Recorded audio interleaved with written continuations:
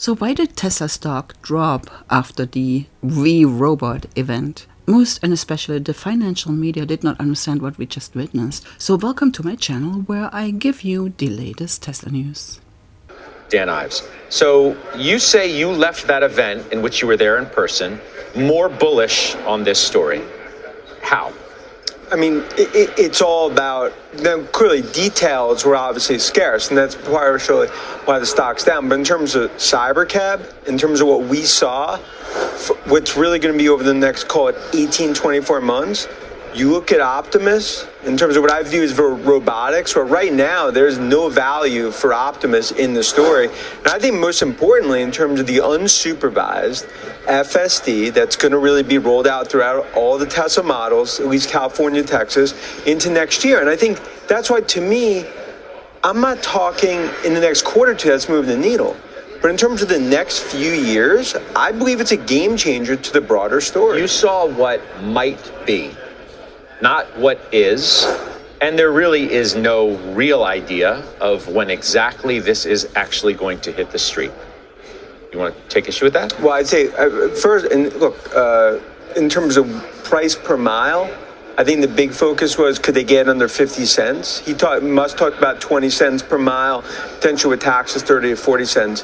When you look at Cybercab, and clearly the two-person Cybercab, this is something where, as this goes through the next 3 to 4 years, there's no reason this can't ultimately be 10, 15, 20% overall profits for Tesla as this all ramps up, just given what our view of the overall ride-sharing market and what they could gain, and it comes down to 1.5 billion miles driven. So the stock had a significant move on anticipation of this event. The event, to many, underwhelmed. Therefore, not justifying the multiple that the stock has expanded to. That's JP Morgan's note today. They see substantial risk to multiple compression after the big rally into what they call a underwhelming day. I think we look back at last night, 3-4 years from now, as a historical moment. And the reason I say that, because they held an event and showed you these prototypes? Sure. I think it's more than prototypes, because ultimately I think the next leg of the story in terms of autonomous, I believe they will be a clear leader in broader autonomous. And I think it shows now, when you look at Cybercab, that's just one piece. I think the other reason the stock's down is Model 2, lower cost vehicle, they didn't show it. I think they're not going to show, we never expected they're going to show that at the event. I still believe that's the 2025 story. Let's talk about what was expected from investors, possibilities at hand, and I'll give you my opinion. Of course, you can always share your opinion. While Tesla announced its prototype of its Cybercab, the robo-van or bus, well, it does seat 20 people, and an updated version of Optimus, the humanoid robot, many expected more.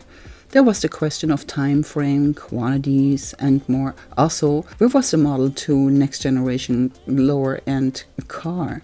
Elon Musk mentioned manufacturing in quantities, but not exact numbers.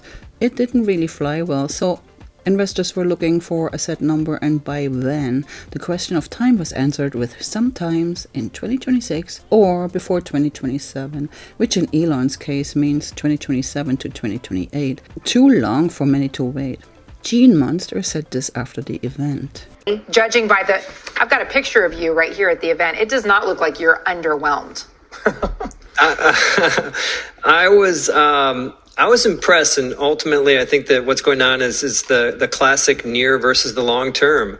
In the near term, the setup was all about timing, and Elon talked about 2 years before we see this, and you make the adjustment, it's 3+ years away. And also they didn't talk about that all-important, more affordable Model 2. I think most people had expected that. The one surprise on the RoboVan is really a non-starter, but I want to tell you that explains the down 8%, is that if you're scoring this with a level, kind of a level scoring card, this was a disappointment on that front. But why I was impressed was ultimately they are laying the groundwork around what's going to happen in autonomy. And you can debate whether it's going to be Waymo or Cruise or Tesla that's going to be the bigger and what their share is, but the world is moving to autonomy. And I think what they showed with Optimus, moving it from what I would call a prototype to a pilot, it's making some nice gains in its performance. I think it really underscores that Tesla is this is a tech company. I think that debate is over. You can debate whether or not what the growth rates are going to be, but is this a car company or a tech company? They made the statement, and that's why I was impressed. Right, you asked that question in your note, but you didn't answer it, and I was left like this. Well, okay, so what is it? Is it a tech company or a car company? And okay, so that tech company is where we're going. What was the disappointment? Absolutely. What did you find disappointing? The disappointment was just on the timing of the cyber cab.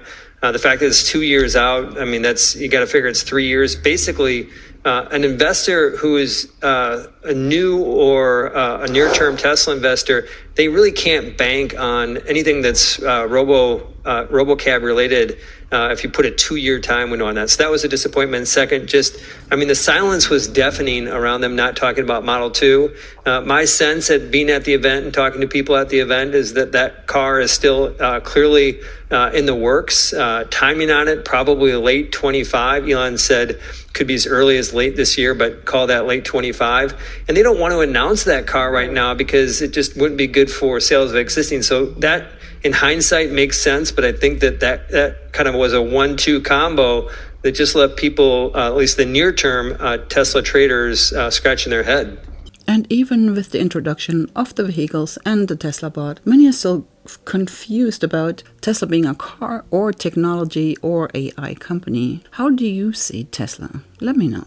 The event seemed to be bringing back the question about, is Elon Musk doing too many things at once and not focusing on Tesla? Of course, I thought the event was fantastic, but that's just me. I myself did not expect details, but an event that showed the progress of the robo-vehicle and Optimus. The event showed us Elon's view of the future, and of course many investors feared the time frame to be similar to the Cybertruck, which took forever. And of course Waymo is accelerating in deployment, taking over the market. The question remains, will Waymo saturate the robotaxi business? And will there be anything left for Tesla? But then again, another question comes to mind, that if Waymo solves the issue of approval and regulations, and if this could actually eventually make it easier for Tesla to enter the market, what do you think? What do you think about that? Let's talk about possibilities. Let's imagine owning a robotaxi, or as we call it now, cybercab. You could own one or several cyber taxis, making money while you go to work or do things you love, or even while you sleep. This vehicle could probably pay itself within a short period of time. You could invest the money that it makes after paying off the vehicle into real estate, another cybercab maybe, or buy Tesla stock, or any stock for that matter. What would you do? Humanoid robots came in as a problem solver of labor shortages. But imagine having your own Optimus. This guy could help with house chores, cook your family dinner, watch the kids, help with homework, probably better than any parent, mow the lawn. There are endless possibilities. Imagine having some of your time back to do things that are important to you. What would you do? Well, you could actually learn a new language, maybe.